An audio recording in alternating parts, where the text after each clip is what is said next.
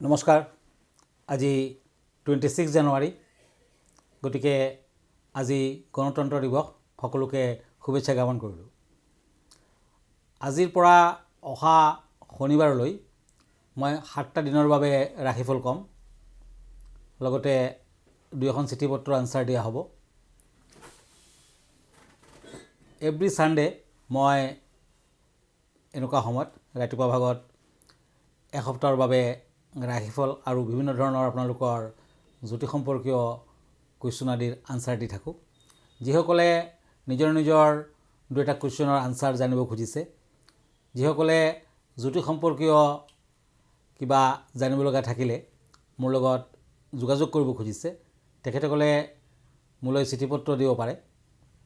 চিঠি পত্ৰ দিয়াৰ ঠিকনা astrologer Cheiro young, Ratnakuber gems and jewellery, Manipuri বস্তি, গুৱাহাটী 7।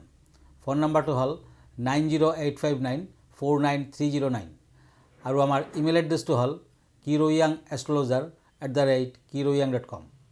ধন্যবাদ। এতিয়া মই প্ৰথমতে মেষ ৰাশিসকলৰ বাবে ৰাশিফল ক'ম। টেৰট কাৰ্ড মতে মই 2খন কাৰ্ড লৈছোঁ। এৰিছ মানে মেষ ৰাশিসকলৰ বাবে পেজ অফ পেণ্টাকুলছ এণ্ড পেণ্টাকুলছ। এই 2খন কাৰ্ড মতে এই সপ্তাহটোত প্ৰেম প্ৰীতিৰ বাবে শুভ সপ্তাহ। বিয়া বাৰুৰ যোগাযোগত শুভ হ'ব। বিয়া বাৰুৰ প্ৰস্তাৱ আহিব পাৰে। বিদ্যাৰ্থীসকলে অৱশ্যে কিছু কষ্ট কৰিব লাগিব। বিদ্যালাভত ঠিক তেনেকুৱা ভাল ফলো দেখা নাই, গতিকে কষ্ট কৰাৰ পাছতো বৰ এটা ভাল ফল নাপায়। নতুন ব্যৱসায় বাণিজ্যৰ ক্ষেত্ৰত সাৱধান হওক, কাৰণ টকা পইচা নাশ হ'ব পাৰে, হানি হ'ব পাৰে, গতিকে বাধা বিঘিনি লাগিয়ে থাকিব। অৱশ্যে এই সপ্তাহটোৰ শেষৰ ফালে ব্যৱসায় বাণিজ্যত কিছু শুভ ফল আশা কৰিব পাৰে। নিবনুৱাসকলৰ অৱশ্যে ভাল। যিসকলে চাকৰি কৰিছে তেওঁলোকৰ প্ৰমোচন আদিৰ কাৰকতা, গতিকে তেখেতসকলে শুভ ফল পাব। আৰু এই ৰাশিৰ জাতক জাতিকাসকলে সপ্তাহটোত যিমান পাৰে মংগল গ্ৰহৰ বাবে প্ৰতিকাৰ কৰক, মংগলবাৰ দিনটো পালন কৰক, মংগলবাৰ দিনা বগলা দেৱীৰ মন্দিৰ দৰ্শন কৰক। পাৰিলে সপ্তাহটোত য়েলো কালাৰ বেছিকৈ ইউজ কৰক। য়েলো কালাৰৰ কাপোৰ কানি আদি বেছিকৈ ইউজ কৰিব পাৰে, শুভ ফল পাব। শুভ নাম্বাৰ হ'ব 3। এতিয়া আহিছোঁ বৃষ ৰাশিলৈ টৰাছ, কাপছ এণ্ড ওৱান্স। এই 2খন কাৰ্ড মতে ভ্ৰমণ আদিৰ যোগ দেখুৱাই আছে। আপুনি ভ্ৰমণ কৰিব পাৰে, কিন্তু উত্তৰ দিশ বৰ্জনীয়। ব্যৱসায় বাণিজ্যত কিছু ক্ষয় ক্ষতিৰ আশংকা, কিন্তু সপ্তাহটোৰ মাজভাগৰ পৰা বিশেষকৈ বৃহস্পতিবাৰৰ পাছত নতুন ব্যৱসায় বাণিজ্যৰ আৰম্ভণি কৰিব পাৰে আৰু আগবাঢ়িব পাৰিব। এই সপ্তাহটোত অৰ্থ উপাৰ্জনৰ ক্ষেত্ৰত সুযোগ আহিব শেষৰ ফালে, তাৰমানে টকা পইচা হাতলৈ আহিব পাৰে, কিন্তু ৰাহুৰ প্ৰভাৱত খৰচাৰ মাত্ৰা বেছি। ৰাহু অশুভকাৰক। বৃষ ৰাশিৰ জাতক জাতিকাসকলৰ অধিপতি শুক্ৰ, গতিকে ৰাহু অশুভ থকাৰ বাবে শুক্ৰ গ্ৰহ কিছু দুৰ্বল হৈছে। স্বাস্থ্য পাতি কিছু অশুভকাৰক। পেটৰ বেমাৰ, ভৰিৰ ফালেদি বিষ আদি লাগি থাকিব পাৰে, সাৱধান হওক। সপ্তাহটোত শুভ কালাৰ হিচাপে অফ হোৱাইট ইউজ কৰিব পাৰে। শুভ নাম্বাৰ হ'ব 7। এতিয়া আহিছোঁ মিথুন ৰাশিলৈ জেমিনি, দ্য হেংমেন এণ্ড ওৱান্স। এই 2খন কাৰ্ড মতে সপ্তাহটোত সাৱধানেৰে পাৰ কৰক। যাত্ৰা কৰোঁতে বিশেষকৈ সাৱধান হওক। এনে বৃদ্ধি হ'ব, অৱশ্যে কিছু বাধাও থাকিব। নতুন ব্যৱসায় বাণিজ্যৰ আৰম্ভণি, পুৰণা ব্যৱসায় বাণিজ্যৰ ক্ষেত্ৰত ভাল ফল আদি দেখুৱাই আছে। এই সপ্তাহটোত ড্ৰাইভিং কৰোঁতে সাৱধান হওক, বিশেষকৈ পূব দিশত ড্ৰাইভিং কৰা বৰ্জনীয়। মংগলবাৰ দিনটো পালন কৰক। সপ্তাহটোত বিদ্যাৰ্থীসকলে লাহে লাহে যদি আগবাঢ়ে শুভ ফল আশা কৰিব পাৰে। আৰু এই সপ্তাহটোত মঠ মন্দিৰত পূজা পাতল আগবঢ়াওক। সপ্তাহটোত দেখাৰ ফালে কিছু দুৰ্বলতা থাকিব, কিন্তু শেষৰ ফালে শুভ ফল দেখুৱাই আছে। এই সপ্তাহটোত আপোনালোকৰ লাকি কালাৰ হ'ব white, yellow, golden colour, cream colour আদি, আৰু লাকি নাম্বাৰ হ'ব 7। এতিয়া আহিছোঁ কৰ্কট ৰাশিলৈ কেঞ্চাৰ, কাপছ এণ্ড পেণ্টাকুলছ। এই 2খন কাৰ্ড মতে কিছু বাধা বিঘিনি আছে। মূল্যৱান সা সামগ্ৰী আপুনি ক্ৰয় কৰিব পাৰে, তেনেকুৱা দেখুৱাই আছে। কৰ্মচিন্তা উন্নত হ'ব। নতুন কাম কাজত হাত দিব পাৰে। আজিৰ পৰা অহা শুক্ৰবাৰলৈ, ফ্ৰাইডেলৈ বিদ্যাৰ্থীসকলে শুভ ফল লভিব, কিন্তু শনিবাৰ দিনটোত বিদ্যাৰ ক্ষেত্ৰত কিছু অশুভকাৰক। ইণ্টাৰভিউ আদি যদি আছে বৰ এটা ভাল ফল নাপায়। নিবনুৱাসকলৰ অশুভ দিশ দেখুৱাই আছে। দূৰ ভ্ৰমণৰ সুযোগ পাব। সোণালী বৰণটো শুভ। শুভ নাম্বাৰ হ'ব 8। এতিয়া মই এখন চিঠি লৈ গৈছোঁ। এখেতে শ্ৰীমান কৰ্কজ্যোতি নাথ, গুৱাহাটীৰ পৰা লিখিছে। কিৰোয়াং ডাঙৰীয়া নমস্কাৰ ল'ব।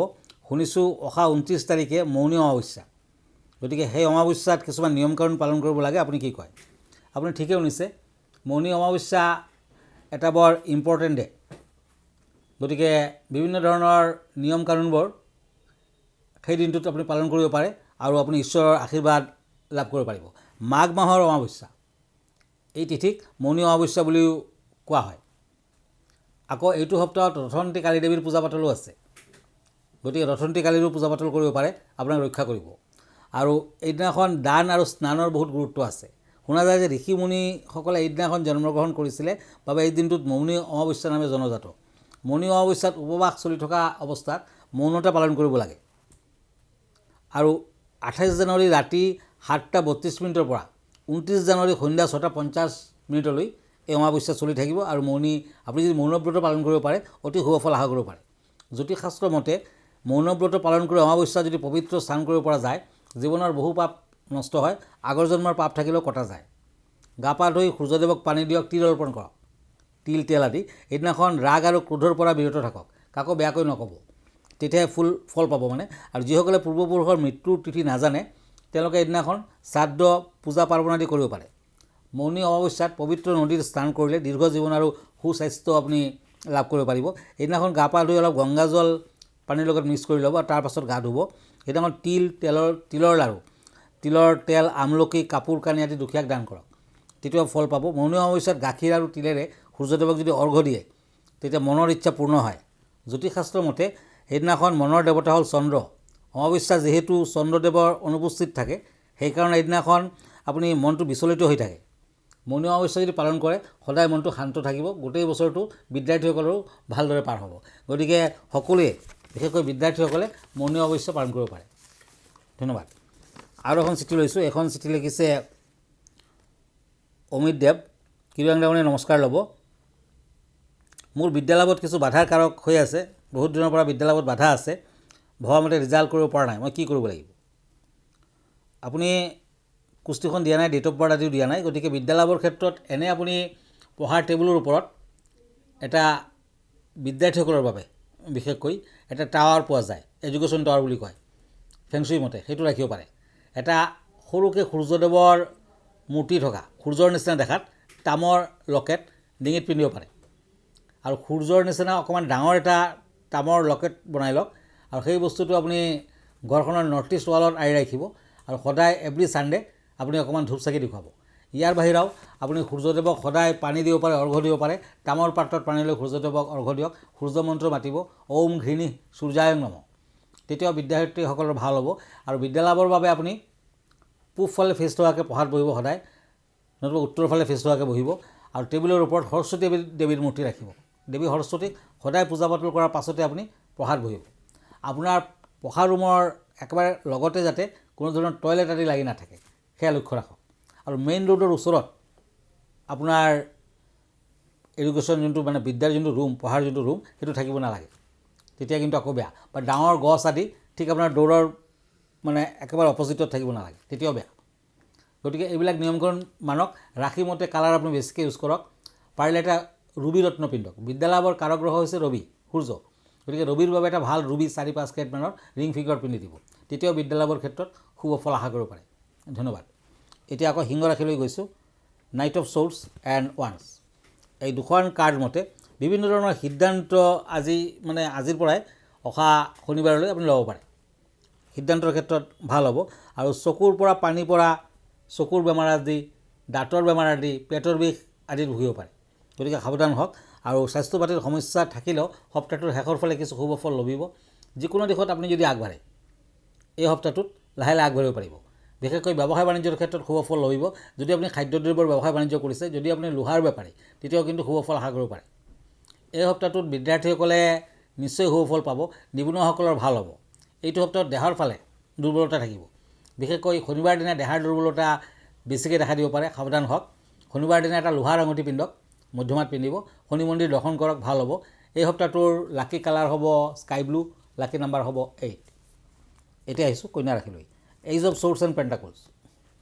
এই দুখন কাৰ্ড মতে এই ৰাশিত কিছু বাধা বিঘিনি আছে, অৱশ্যে সফলতা লাভ কৰিব পাৰিব। শনি অশুভ কাৰক, গতিকে বাধা বিঘিনিৰ মাজেৰেও আপুনি লাহে লাহে আগবাঢ়িব পাৰিব আৰু বিভিন্ন ধৰণৰ সুযোগ সুবিধা আদি লাভ কৰিব পাৰিব। এই সপ্তাহটোত টকা পইচা হাতলৈ আহিব। যদিও খৰচা পাতি বেছি, কিন্তু টকা পইচা হাতলৈ অহাৰ সুযোগ আছে। চাকৰিয়ালৰ ভাল, ব্যৱসায় বাণিজ্যত ভাল। আৰু এই সপ্তাহটোত বিভিন্ন ধৰণৰ স্বাস্থ্যজনিত সমস্যা থাকিব, গতিকে কিছু সাৱধান হোৱাটো ভাল। জীৱনত উত্থান পতন যেন অনুভৱ কৰিব, গতিকে অলপ সাৱধান হওক। এই সপ্তাহটোত কন্যা ৰাশিৰ জাতক জাতিকাসকলে ভ্ৰমণ আদি কৰিব পাৰে। অৱশ্যে লাকি কালাৰ হিচাপে বটল গ্ৰীণ ইউজ কৰিব পাৰে। লাকি নাম্বাৰ হ'ব 7। তুলা ৰাশি লিব্ৰা, দ্য ষ্টাৰ এণ্ড ওৱান্স। এই দুখন কাৰ্ড মতে পাৰিবাৰিক আৰু মানসিক শান্তি বজাই থাকিব। এই সপ্তাহটোত দেহাৰ ফালেদি কিছু আমনি, দূৰ ভ্ৰমণ নকৰিব, বিশেষকৈ পশ্চিম দিশ বৰ্জনীয়। গণেশদেৱৰ আৰাধনা কৰক, বুধবাৰ দিনটো পালন কৰক, বেছি শুভ ফল আশা কৰিব পাৰে। এই সপ্তাহটোত সোণৰ আঙুঠি পিন্ধক, তৰ্জনীত পিন্ধিব, ভাল হ'ব। বুধবাৰ দিনটো আপোনাৰ ফেভাৰত থাকিব। এই সপ্তাহটোত যিকোনো ধৰণৰ নতুন কৰ্মত আপুনি আগবাঢ়িব পাৰে। অকণমান চাই চিন্তি আগবাঢ়িব, তেতিয়া ভাল ফল লভিব, টকা পইচা হাতলৈ আহিব। সপ্তাহটোৰ শেষৰ ফালে আপুনি ব্যৱসায় বাণিজ্য আদি যদি কৰিছে অলপ সাৱধান হ'ব, বিশেষকৈ ফ্ৰাইডে ছেটাৰডে এই দুটা দিন অকণমান সাৱধানে চলক, নিশ্চয় ভাল হ'ব। শুভ কালাৰ হ'ব হোৱাইট, শুভ নাম্বাৰ হ'ব 4। এতিয়া বৃশ্চিক ৰাশি Scorpio', the chariot and page of ওৱান্স। এই দুখন কাৰ্ড মতে প্ৰবঞ্চকৰ দ্বাৰা ধনহানিৰ সম্ভাৱনা, গতিকে সাৱধান হওক। শাৰীৰিক সমস্যা থাকিব, পেটৰ দুৰ্বলতাত ভুগিব পাৰে। জণ্ডিজ আদিৰ ক্ষেত্ৰত কিন্তু কিছু সাৱধান হওক। যদি আপোনাৰ জণ্ডিজ আছে, লিভাৰৰ প্ৰব্লেম, কিছু সাৱধান হওক। চৰ্দি, কাহ, জ্বৰ আদি হ'ব পাৰে, সাৱধান হওক। এই সপ্তাহটোত নতুন সুযোগ আহিব, ব্যৱসায় বাণিজ্যত ভাল ফল পাব, নিবনুৱাসকলৰ ভাল আৰু কৰ্মপ্ৰাপ্তিৰ যুগ, গতিকে বেয়া দেখুওৱা নাই। বিদ্যাৰ্থীসকলে লাহে লাহে আগবাঢ়িব পাৰিব।